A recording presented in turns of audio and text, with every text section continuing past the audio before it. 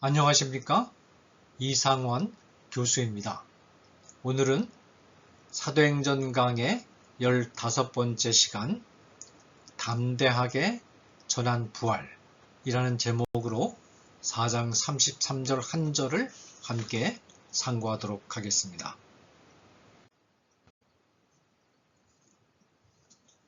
오늘의 본문의 내용을 공부하기 전에 본문 4장 32절에서 5장 11절이 사도행전 기사의 전체 맥락에서 어떤 위치를 차지하는가를 확인할 필요가 있습니다. 원래 기사의 맥락은 4장 31절에서 바로 5장 12절로 연결됩니다. 베드로의 보고를 듣고 간절히 기도한 예루살렘 교회의 성도들이 성령이 충만하여 담대히 하나님의 말씀을 전하니라 라는 4장 31절의 문장을 사도들의 손을 통하여 민간의 표적과 기사가 많이 일어나매 라는 5장 12절로 연결시킬 때 기사의 맥락이 자연스럽게 이어집니다. 그 사이에 있는 4장 32절에서 5장 11절은 누가가 본론의 서술을 잠깐 중단하고 순서상 본론과 반드시 연결된 내용은 시간 순서상 본론과 반드시 연결되는 내용은 아니지만 예루살렘 교회를 이해하는 데 중요하다고 판단한 내용을 끼워 넣은 것입니다.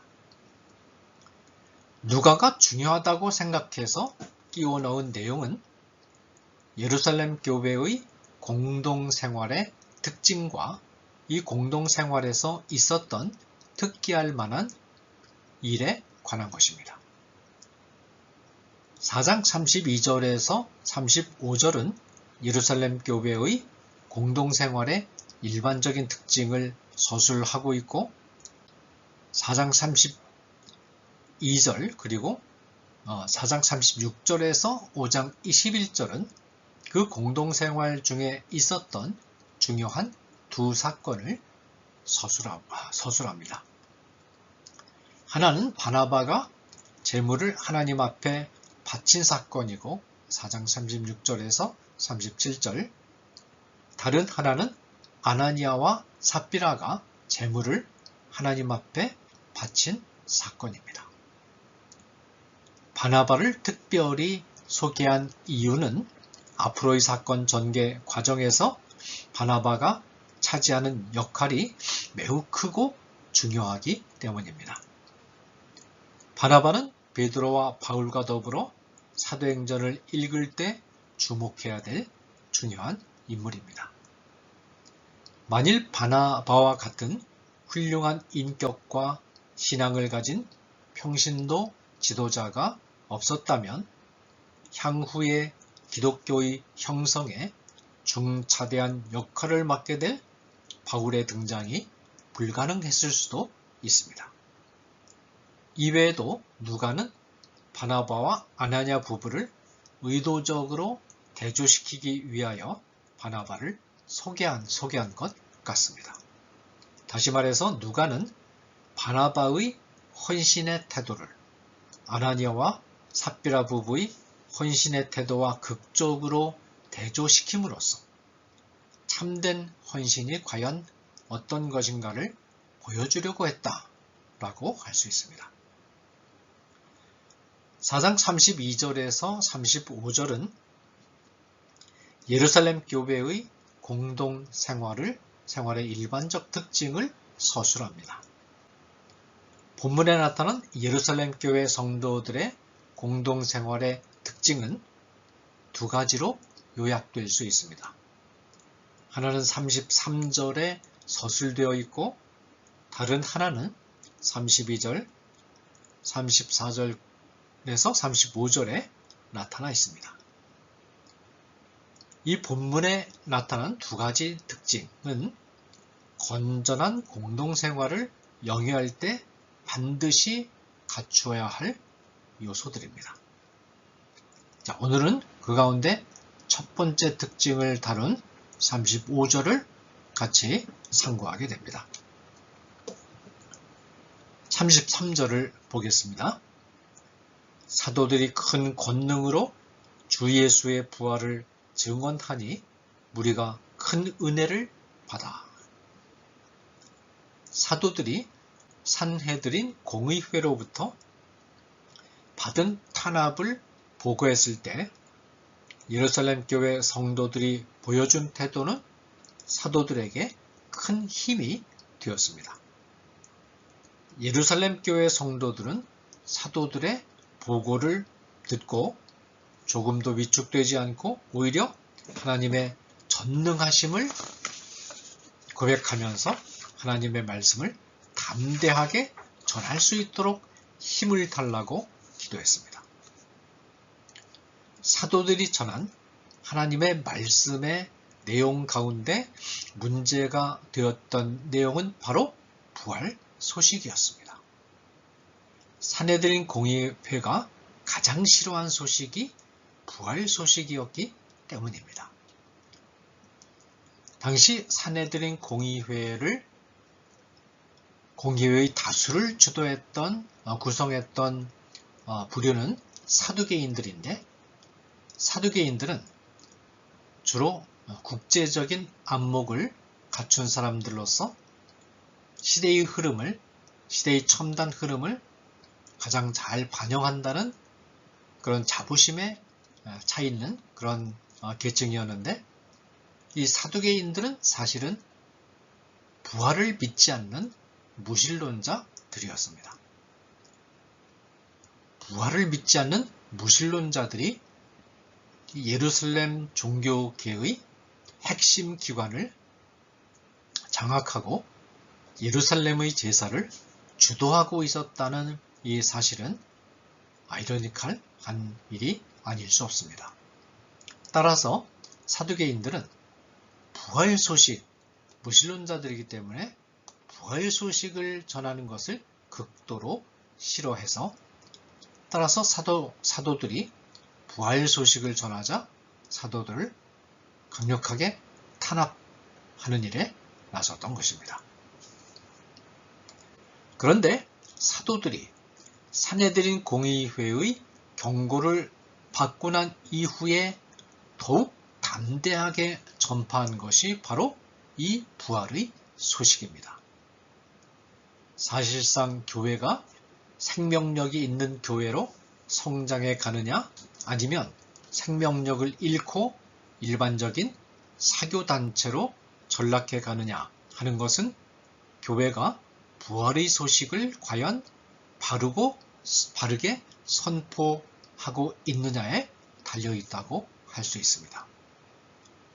부활의 소식을 바르고 힘있게 선포하지 못한다면 교회는 이내 영적인 생명력을 잃고 말 것입니다. 교회가 부활의 소식을 힘있게 전파한다는 것은 인류에게 있어서 가장 무섭고 어려운 문제에 대하여 교회가 희망을 줄 수 있음을 뜻합니다. 어느 시대든지 인류에게 있어서 가장 무서운 문제는 죽음입니다.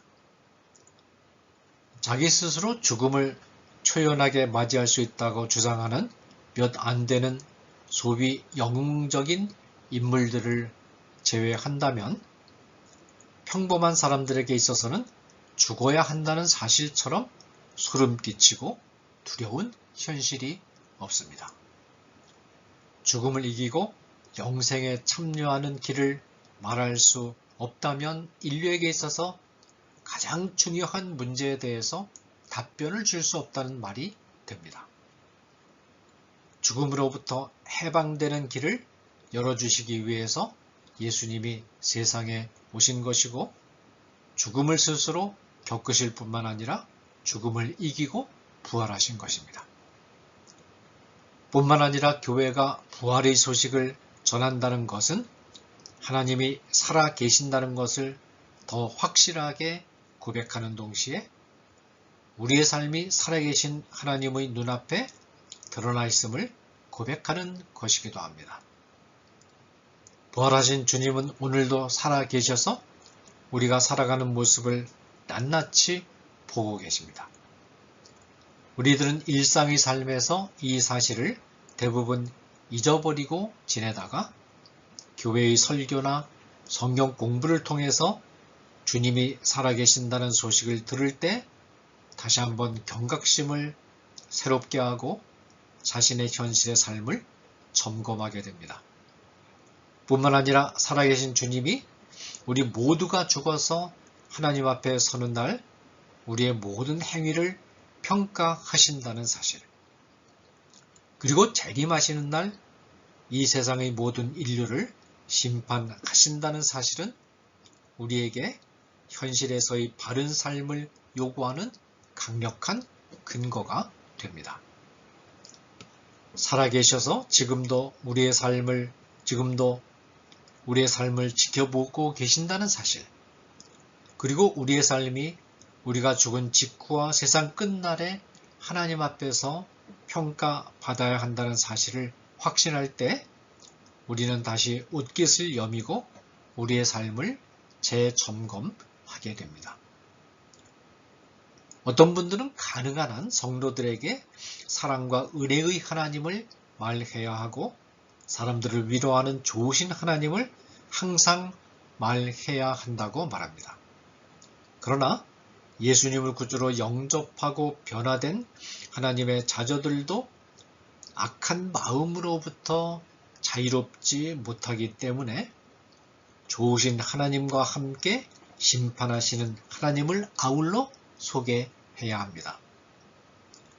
아이들의 요구를 조건 없이 다 들어주고 칭찬만 해주는 부모보다는 때로는 야단을 치고 매를 때리는 부모가 좋은 부모이듯이 우리를 사랑하고 용서하고 위로하면서도 동시에 우리에게 엄격하게 바른 삶을 요구하시고 심판하시는 하나님이 좋은 하나님입니다.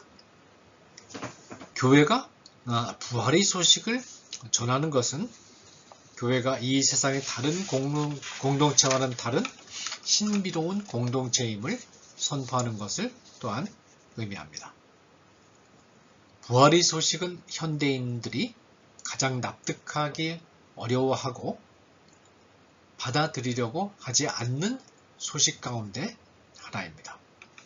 왜냐하면 부활 소식은 상식적인 건전한 이성으로는 도대체 이해될 수 없는 사실이기 때문입니다. 과학적인 검증과 이성적 판단으로는 납득하기 어려운 부활 소식을 어떻게 현대인들에게 설득시킬 것인가? 오늘날의 신학과 교회는 이 질문을 받고 곤경에 처해 있습니다.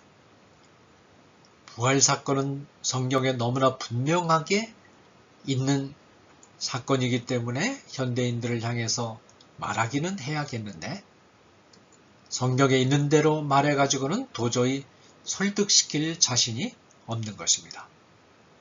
그래서 어떤 신학자들은 부활 사건은 인간의 지성이 그다지 발달하지 못했던 고대 사회에서만 통용되었던 신화에 불과하다고 주장하면서 모든 신화가 어떤 의미를 가지고 있는 것처럼 부활이라는 신화도 그 의미만 이해하면 된다고 말합니다.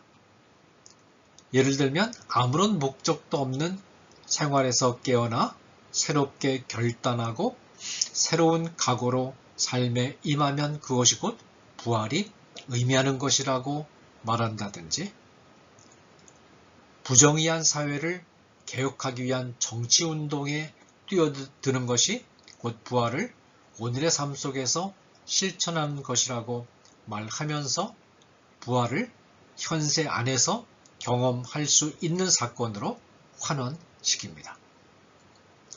그리고 이렇게 부활을 해석하는 것이 현대적인 해석이요, 현대인들이 받아들일 수 있는 해석이라고 말합니다. 이렇게 해서 성경의 부활 사건이 지니고 있는 신비롭고 기적적인 요소를 제거해 버립니다. 이런 태도는 신학과 교회가 현대 문화에 대해서 일종의 열등감을 가지고 있기 때문에 나타나는 결과입니다. 부활을 말하고 기적을 말하고 예수님의 십자가의 죽음을 말하면 현대인들로부터 구닥다리라는 조롱을 받게 될 것이 부담이 되어 현대인의 기호에 맞게 변형시키다 보니까 이런 결과가 나타나는 것입니다. 교회가 부활을 성경에 있는 그대로 전하는 것을 두려워할 때 교회는 힘의 원천을 잃어버리는 것이며 사회적 소명을 상실하게 됩니다. 신비로움이 없는 교회, 단지 이성적인 대화만이 통하고 인간적인 교양과 사교만이 있는 교회는 영적으로 죽은 교회입니다.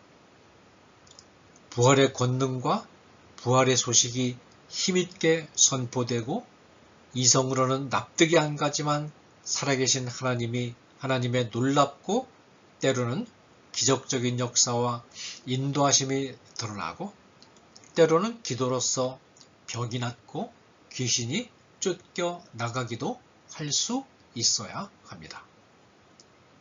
교회는 다른 공동체와는 다른 신비로운 요소를 잃지 않을 때 교회다워집니다. 교회가 부활과 성령의 권능의 신비로움을 상실하면 사탄의 신비로움과 능력을 강력하게 드러내어서 현대인들을 유혹하는 다른 집단이나 운동이 등장합니다. 오늘날 팝 뮤직의 세계에서는 공공연히 사탄의 존재를 인정하고 고백하며 심지어는 숭배하는 일들이 일어나고 있음은 주지의 사실입니다. 서구의 청년층을 깊이 파고드는 새시대 운동, New Age Movement는 근본적으로 신비를 추구하는 운동입니다. 교회가 신비로움을 상실하고 신비에 관하여 말하기를 주저하고 자신을 잃어가는 사이에 이런 현상들이 강력하게 등장하여 도전을 해오고 있습니다.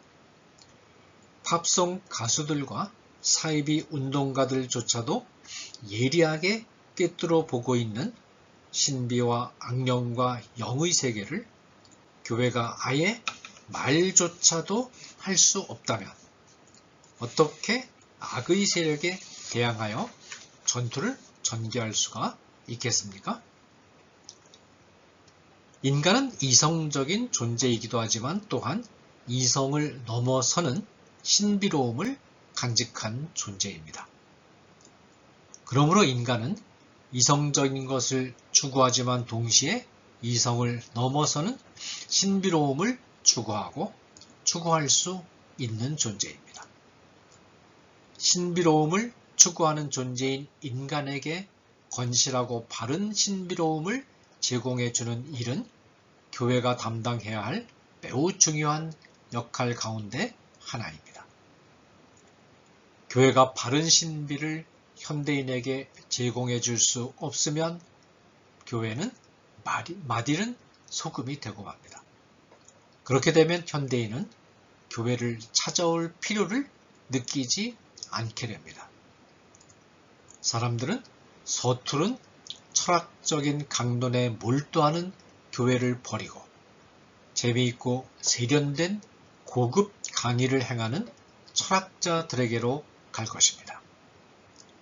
사람들은 어설프게 심리상담에 매달리는 교회를 버리고 세련되고 깊이 있고 재미있는 세속적 심리상담을 전문적으로 하는 정신과 의사나 심리학자에게 몰릴 것입니다. 교회 공동체가 친목을 도모하는 사교 단체처럼 되어버린다면 사람들은 훨씬 재미있고 흥미진진한 동호회 모임으로 몰려갈 것입니다. 그러므로 교회가 생명력을 잃지 않기 위해서는 부활의 소식을 중심으로 하는 신비로움이 힘있게 선포되어야 합니다. 부활 소식을 힘있게 전파했을 때 교회가 어떤 결과를 얻었는가를 33절은 또한 보여줍니다. 우리가 큰 은혜를 받아. 예루살렘 교회 성도들은 사도들이 담대하게 그리고 확신을 가지고 전파하는 부활의 소식을 듣고 큰 은혜를 받았습니다. 원래 은혜라는 단어는 상대방이 베푸는 어떤 호의를 뜻합니다. 그러나 본문에서 말하는 은혜는 그런 의미보다는 권능 또는 힘을 뜻합니다.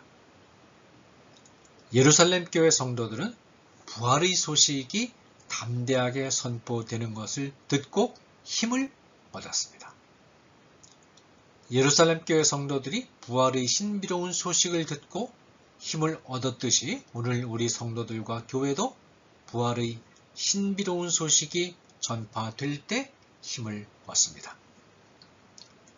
여기서 주의할 표현은 받아라는 단어입니다. 받아라는 말은 단순히 얻은 것으로 끝나지 않았음을 시사합니다. 은혜 곧 권능을 얻었기 때문에 다음에 어떤 열매가 계속해서 나타났다는 것을 받아라는 표현이 이미 암시합니다.